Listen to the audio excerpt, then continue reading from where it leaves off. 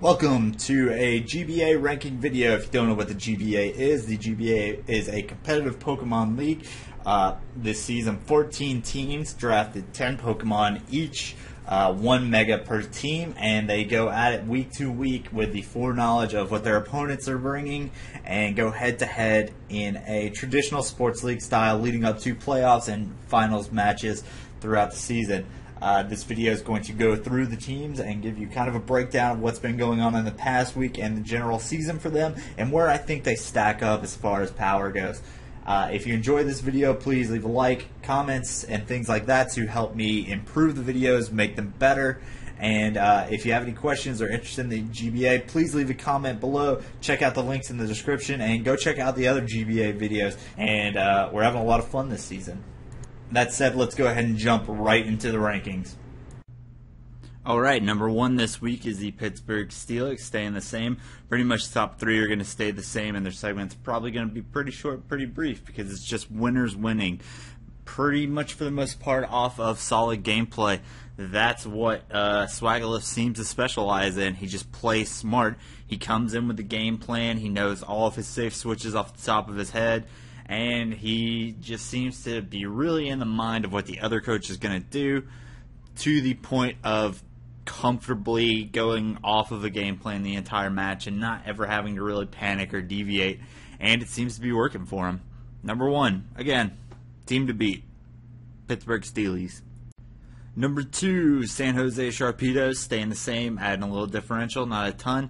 Fairly close match, all things considered. Sharpedos with a little help from the Hacks Gods with them this week, scoring a couple of crits that probably could have changed the outcome of the game. Regardless, they got the crits, they won the game, they're going to stay at number 2. Number 3, again, Boston Red Sox, just adding on to that differential and doing what they do, winning solidly pretty much every week. 5-1 minus that one bad week. All the top 3 teams right now are at 5-1 as of week 6. The fact that they beat the last place Grand Bulls means it's not enough for them to overtake the Sharpedos or the Steelix, even if they did have the differential to do it. But it's more than enough to keep them in the number 3 spot because, hey, winners winning. A surprise move up this week for the New Orleans Pelipers. It's not really a surprise as I thought they were going to win. It is a surprise because they didn't win, and I'm still moving them up. Pretty much all of the teams around them lost, and I feel like John still has a really good game, and he obviously has an incredibly strong team going into it this year. I think he got thrown a major curveball by the pokes that were brought by the Jasmine, which kudos to them for really stepping up their game this week. And I think he had some, rough context around his game plan this week. But, being a trooper, sticking out, 1:30 a.m. match for him, something like that, I'm not going to say that puts any bias towards me moving him up because it doesn't. He still lost, but the thing is, he still played reasonably well. He made the unfortunate mistake of having a couple of win conditions be not 100% accurate moves, and they were not 100% accurate. They didn't land, and he didn't win because of it. That being said, I think you're going to see him try and rectify that in the future. John seems to do a very good job of learning from his mistakes. He's caught up amazingly well, despite the fact of having a deficit for the year and in his late entry into the league. But he seems like he's caught up. He's incredibly aware of most of the strengths and weaknesses of his team, more so than a lot of the coaches that actually drafted their entire team. And I would not be surprised to see him stay up at the top again, or at the very least float around in the 4 to 6 range. I definitely think at this point, even though it is still technically possible for virtually any team to make it into the playoffs, that the Pelipers are definitely a playoff contender, probably going to steal the wild card spot in their conference.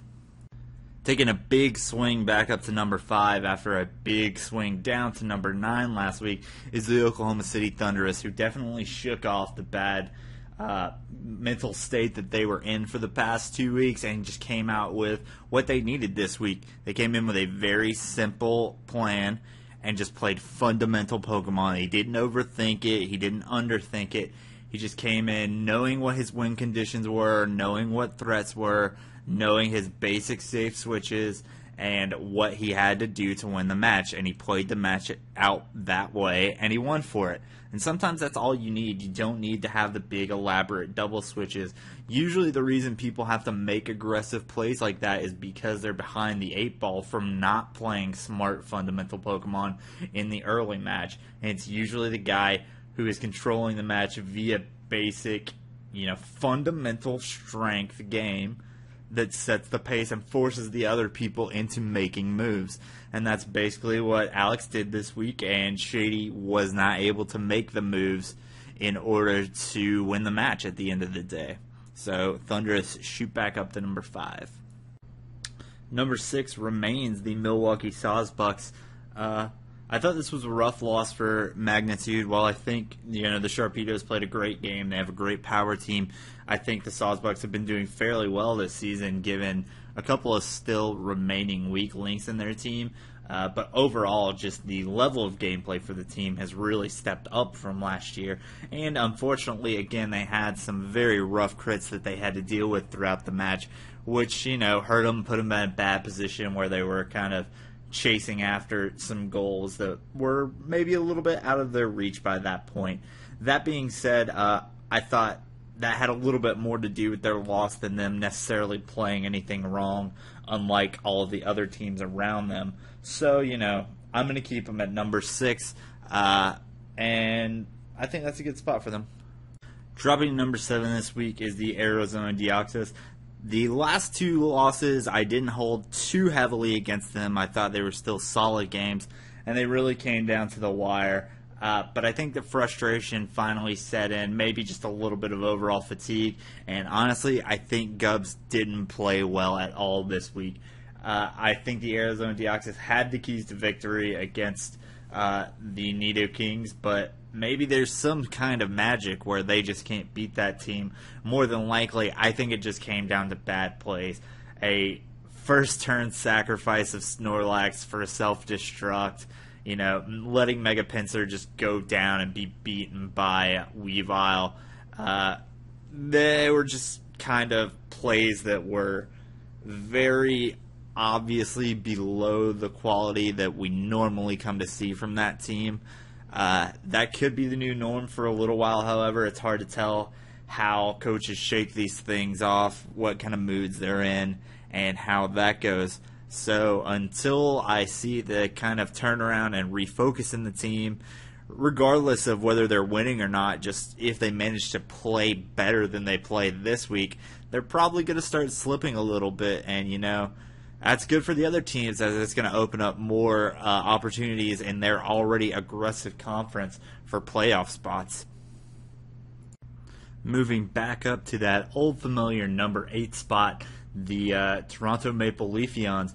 Kote did basically the same thing that Alex and the Oklahoma City Thundurus did this week, and he just played a solid fundamental game of Pokemon. He happened to work extra well for him, as Fizz had some problems over predicting and just making a few silly plays, whereas Alex just did the safe play, basically 100% of the time, and it paid off. That's the reason they're called safe plays. It's not going to get you a bunch of flashy Okos or, switch in knockouts or, the fancy double switches and things like that. But it is just going to wear the other team down with minimal damage to your own team, and eventually, over time, if they can't make super aggressive playmaking moves, they're going to lose. And that's what happened. The Leafeons just, over time, did damage to them, hurt them, and wore them down.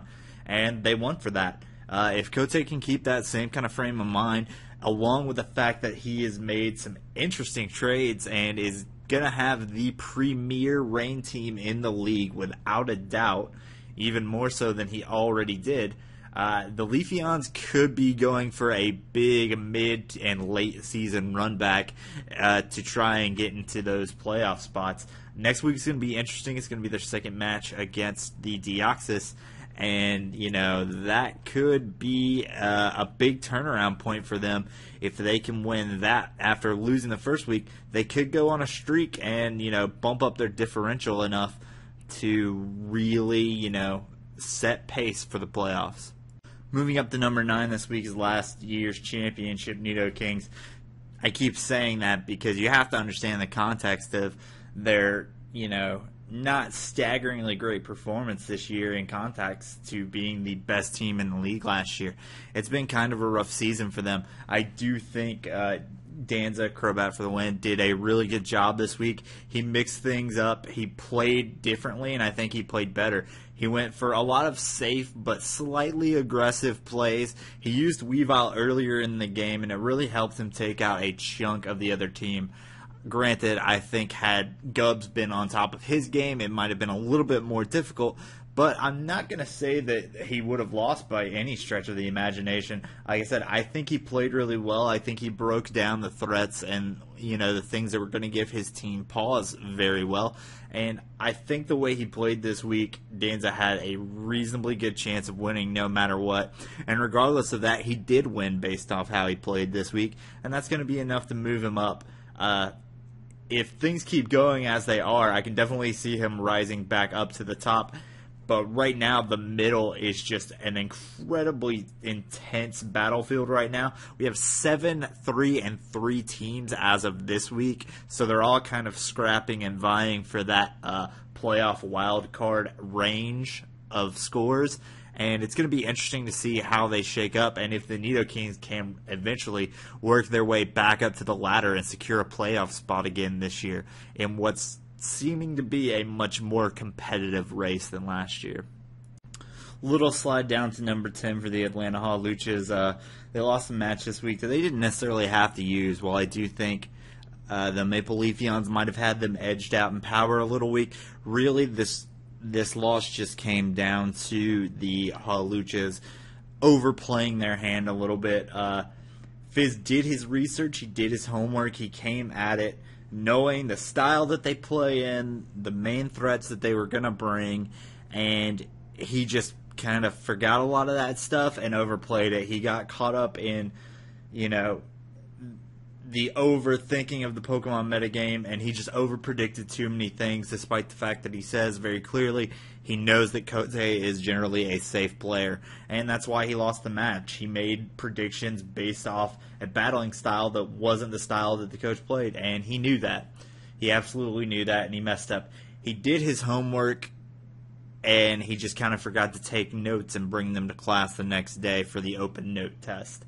And that's a problem, that's a thing he's going to have to work on. I think it's great that he has adapted, he has started doing the research, and I think this is the only team this week that has genuinely said they did their homework, where I can actually see and believe that he absolutely did his homework. He just kind of fell apart and forgot it at the last minute, and, sometimes that happens. Sometimes you get test pressure. Maybe next week when he's studying up for his match, he'll just jot down some quick things like general battle style and keep that on a notepad next to him or something. Something as simple as that could help out a lot and could prevent a loss that happened like it did this week, where mostly Fizz just kind of beat himself and Kotei helped him do it. He kind of handed him some knuckles and watched Fizz punch himself in the face. But not a huge loss. He kept the differential low, which is good. It's going to keep him in the running for a lot of things later on. And I think we'll see them come back and do some work later on in the season. Hopefully the Halluch will rise up and do better again next time.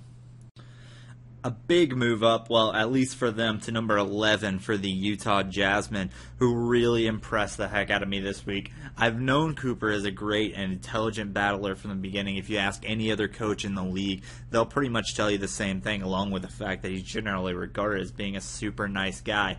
But he made a lot of questionable draft choices banking on his 4th gen knowledge, and 4th gen was a much more bulkier, slower paced battling style than what we see now.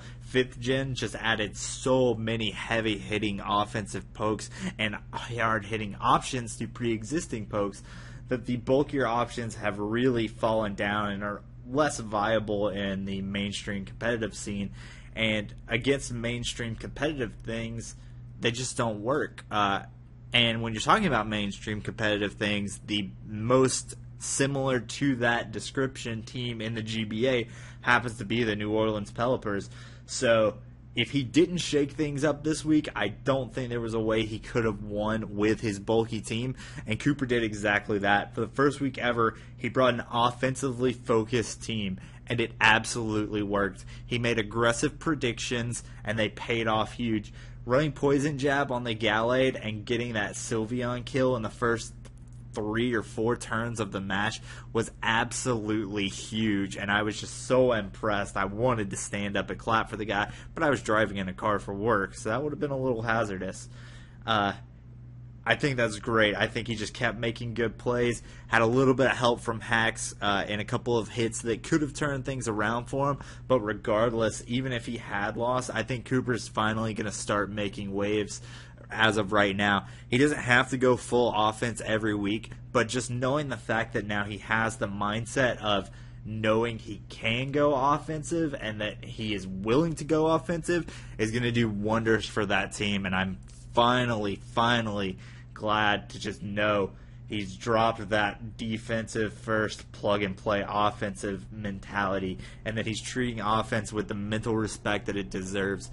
Because in the 6th generation metagame, even with the tweaks that the GBA brings to it, you have to be aware of that. While stall teams can work, they have to function much differently than how they have.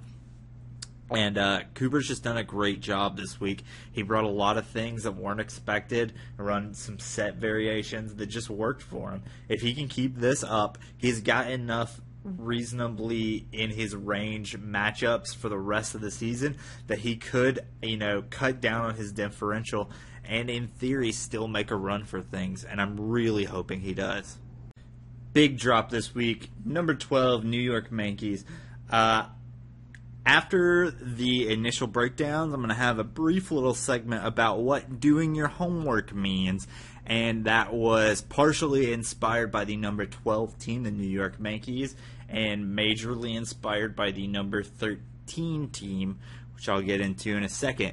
But the Mames lost this match at Team Preview. There was no reason for them to lose this match at Team Preview. They had one poke in particular that tore a hole through the vast majority of the Thundurus' team, and they didn't bring it. They didn't recognize it. Shady has a problem of bringing the exact same pokes to the match, despite the fact that he does have options to pick from, and he just seems to ignore and write a lot of things off. And that's a problem, Despite having one thing that could have done incredibly well, he actually had a couple of other things that would have also put in a good bit of work had he brought them. And there's just no reason not to bring them. Where was Trevenant? Where was Vaporeon? Why did you bring 3 things weak to fighting if you did your homework and you could have checked to see that the Oklahoma City's Thundurus' main offensive force last season and a good bit of this season was, Infernape, a fighting type with fighting priority? Why would you do that? There's just no reason for it. It's a little bit insane. And Shady lost this week. He has a problem. That's, I think, pretty well known at this point. Shady is a slow starter. If he was a Pokemon, he would be Regigigas, and his ability would be slow start. At the beginning of the season, he has trouble getting momentum and getting into the mindset, and eventually he starts to pick up, and he does a little bit better. If he struggles with someone the first time, he generally does a little bit better the second time he plays them. This week, unfortunately, was the week after his vacation. The other 2 matches that he had were done early and done back-to-back, and he did well in them because he was still running off momentum from early on in the season. However, I would say the vacation is the equivalent of switching out, and then when he switched back in, his slow start was reactivated, and he performed poorly this week. And I'm not convinced that he's going to necessarily be back up to par next week. Hopefully he is. Hopefully he's learned from this. But I think it might be another week or 2 before he really gets momentum going again. Coming in at number 13 is the other team that I believe botched their homework, despite the fact that they said they did it. It seems to me more like Nexus just looked at the other team and got scared and decided that was his homework. He's running the exact same Mega Gardevoir he has run every week, which for some reason is a Mega Gardevoir running Moonblast over Hyper Voice, which consistently does more damage every time. It runs the exact same coverage moves. Along with that, he didn't do his homework and bring any kind of HP Ice Mienshao, instead relying on Stone Edge, which doesn't do enough damage, despite the fact that the original incarnation of HP Ice Mienshao that was incredibly popular in 5th Gen was designed specifically for the purpose of killing Landorus, and he was going up against the Landorus. He didn't bring it. That's what I'm talking about when I say people aren't doing their homework correctly, and that there really isn't an excuse for it. Next is 13. He doesn't have the worst team. He has a consistent team. He's just not playing it well. For anybody that's trying to give me flack for hating on him, he needs to do better. Number 14, Chicago Grand Bulls. Now I'm going to do a little segment where I explain to you exactly what doing your homework in the GBA means. This is a phrase that's tossed around a lot by a lot of teams, and they say whether they did or did not do their homework that week and what it's going to mean for the matchup. And this week in particular, I got really annoyed at a couple of teams saying they did their homework and failing seemingly to realize what that actually means as far as how much work and what you should walk away from after you've done your homework. Alright, the first part of doing your homework is the very simple, very straightforward. Know the enemy. Know the coach you're playing against. That basic starts off with make sure you know you're playing the right match this week. Nobody seems to have had the problem with that yet, thankfully. I'm sure a couple of people have had a few close calls where they started to plan for something and then caught it before things got too far and managed to rectify that. Now the subsection to that is know the coach you're playing against. This is a little bit time consuming. I don't expect everybody to do it, but I think it's one of the better, more important things. If you have the time, at the very least, check out their other GBA matches and their commentaries and kind of get in their thought process. A good example of this, at least from a commentary standpoint, was that in his homework prep for this week, Fizzy Stardust made note that Kote makes a lot of safe plays. He's a safe playing coach in general. Obviously, there are going to be weeks when he's going to miss it up, so don't just go off this solely as your research for Kote. But he generally tends to make safe plays, and it's not a bad idea to keep that in mind. However, Fizz forgot this after learning it, and he paid for it because he forgot the player. He didn't know who he was playing against. If you know you're playing against someone that makes aggressive plays, then you can probably plan a little bit for that. However, there is also the option that you shouldn't go all in. Another example of that would be the Pelipers and the Jasmine this week, as anyone would have bet that Cooper was going to try and bring another bulky team, and then he didn't. He, as a coach, he made the call and he changed it up, and it really threw everybody for a curveball, and it helped him get his win. So have an idea of what the coach is going to do, but don't write a Bible and try to live your life by what they've done in the previous weeks. It is a matchup-based format. If things aren't working for them, they're going to change it up, or they might just change it up based on your team. The second part is B. Know his full roster. Don't just pay attention to the main things. Fizz got screwed up pretty hardcore by the dual screen or the light screen Claydol this week because he didn't plan for it. He just didn't think it was a threat at the time. And while it's hard to really cover everything, one benefit of the GBA is they only have 11 things they can possibly bring. You can kind of build your team to counter all of those 10 things if you really try. Or at the very least, you can, assess the threats and assess the possibility of it and maybe run one or two things that just have a few random odds and ends to cover things that aren't major threats to you but still might pop up. And that's something you're only going to get from looking at the full roster and not just looking at the big names and getting scared. That's basically what I heard from the New York Mames and the Escavaliers this week when they were talking about doing their homework, It was just, I did my homework, his team's really scary. That's not doing your homework. That's your teacher telling you have a test tomorrow and you shitting your pants because you don't know anything. Doing your homework means you go out and you learn something and you come in with a game plan and an itemized list. The third part of knowing the team you're playing against, realize what his win conditions are. This can't be stated enough. At this point in the league, a lot of teams have a problem figuring out what their own win condition is, but a major thing you can do to really throw your opponent off is to realize what their win condition is. Figure out what they have that's going to fuck up your team, and then isolate that in the match. Do your best to maneuver and set up extended plays to where you can get that thing in and either take it out or just over time chip it down to a damage point. You know, a lot of teams have, especially with the expansion nature of this year, several of the teams, I would say, have a few heavy hitters that are doing a lot of extra lifting for them. And if you can isolate those things and do work against them, you're going to go a lot farther. Things that just mess you up. You know, example of this, again, would be the Steelix and the Escavalier this week. Joe Swagaliff was very aware the Mega Gardevoir was the win condition for the Escavaliers. And while he didn't have a solid plan for that, he knew what it was, and he wasn't afraid to value things in their ability to take it out later on. And he also knew what his win condition was, so he was able to bring it in here and there and have things to check Mega Gardevoir and force it back out, just letting it chip off little things while he chipped off more during his time. And that's really all you have to do.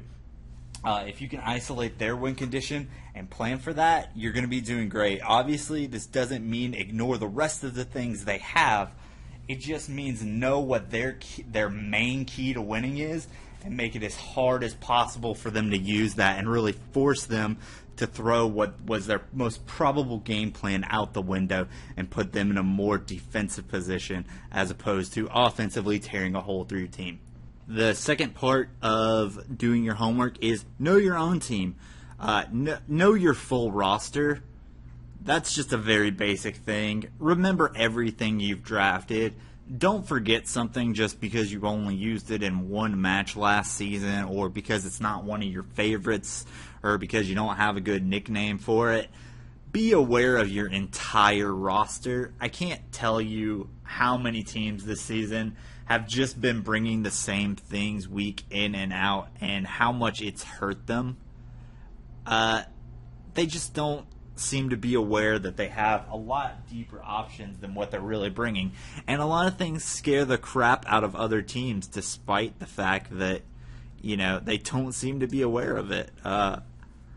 It's frightening just how little people are willing to dig in their roster when they just seem to get their mind set on about 7 or 8 of their pokes and just switch out between 3 of them week to week. Again, the best example of that would be Shady, who, like I said, I firmly believe lost this match at Team Preview despite having 2 additional keys to victory that he could have brought on his team that would have just ruined the Thundurus' day had he looked at his roster and played it smart instead of bringing the same things that he brings every week. There's no reason to do that. It's not necessarily about power. It's a matchup-based league. The other example of this would be Nexus, who, to an annoying degree, keeps saying, this is the GBA, we counter-team the hell out of each other, and then doesn't counter-team hardly anyone. Just know your team. The subsection of that would be, know your win condition, look at the other team, and know, hey, this thing takes out 5 of his 10 possible things, I should bring it. Even if he brings the other 5, that's what the rest of your team is for. Build your team around that. You should always have 1 win condition and 1 solid backup and possibly an additional last-ditch effort if you can fit it onto the team. But you should build your team with that in mind. Build it around a concept and a strength, and then just amplify that and use your other pokes to check his weaknesses. It's like any kind of basic team building. You build something with the intent of this is going to do work. In fact, in the GBA, it's actually easier because you have a smaller sampling of what the opponent's going to bring than you do in a normal team building thing for an entire tier. In an entire tier, you're worried about general type coverage. In the GBA, you just have to worry about specific threats covering yours, and you can plan for that so much easier.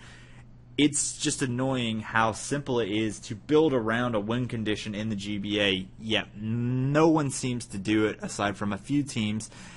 And most people that I see in their weekly battles aren't even necessarily recognizing their win condition until they're about halfway through the battle, if doing it at all. B, which I mentioned briefly in A, would be build a team that supports your win condition. Your win condition is how you're going to win. Or at the very least, it's the road to your victory. It may not be a step-for-step map that's going to get you all the way to the end, but it's going to get you into the right neighborhood. Then you just kind of need to check mailbox addresses till you get to the other person's house, and you can punch them in the face. That's how you should think about it. You know, make sure that your win condition is set up and that you have all of the supplies to support your win condition to get you where you need to go. C is know as many safe switches for as many scenarios as you possibly can.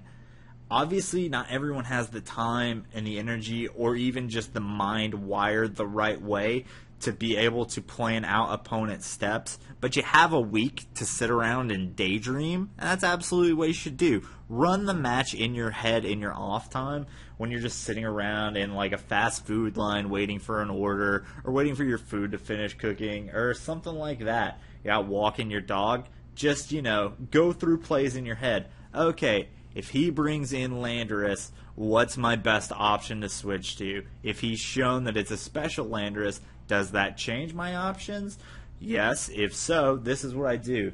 You would be amazed at how much it will change your mentality if you have all of that stuff in your head. If you've played a scenario through and you know what your safest option is, you control the momentum so much better than if you just go into it and have to figure things out on the fly. Because when you're doing things on the fly, you are doing things in a reactionary nature and you're not controlling the momentum. Even if you happen to make the right switch, it's luck at best at that point, as you're very likely to lose it the next turn because you haven't thought things out all the way through.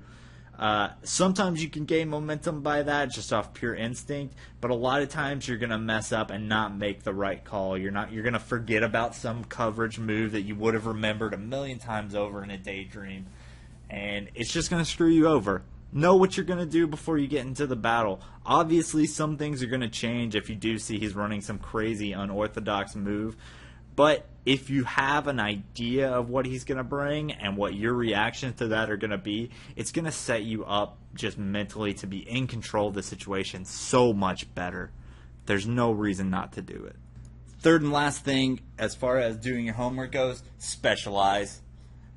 In a league where counter-teaming is paramount, that's how you're going to win most of your matches, most of your surprises. There's no reason not to specialize. You should not be running the same standard sets you're running in every other Wi-Fi battle. You should not be running 252, 252 on every single Pokemon, let alone half of your Pokemon. I'd be surprised if most weeks the winning teams were running one thing that has 252, 252. You know what the other team's going to bring. You can run so many calcs in such a short amount of time.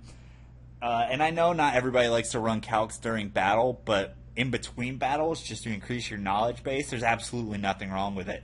You should be doing that, in fact. You should know down to a single EV value what it's going to take for you to lift something. And you should absolutely use that. There's just no reason not to. That's how you win matches.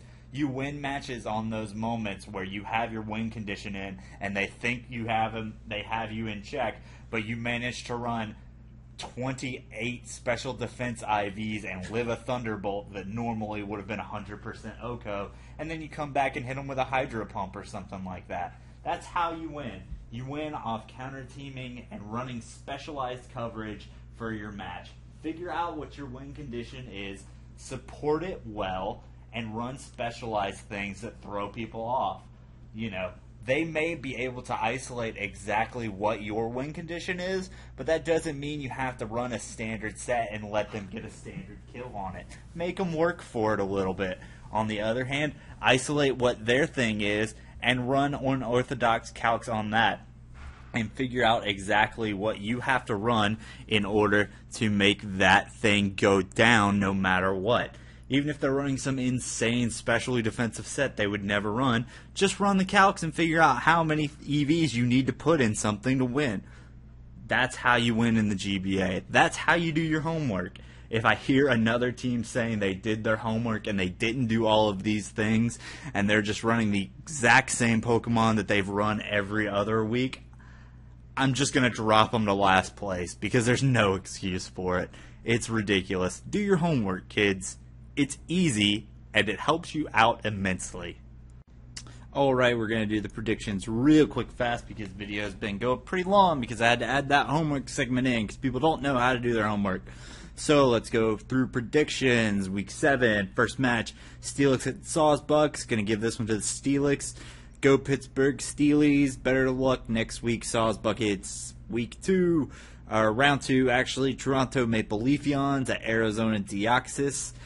Given the way Gubbs has been playing, I'm giving this one to the Leafeons. They seem like they've turned it around. This week their big trades go into effect, so they have the premier rain team in the league, and that's going to be a lot of power. It may, in fact, be enough to take down that Celotrain core, and it's especially going to be enough if Gubbs plays like hot doo-doo butter.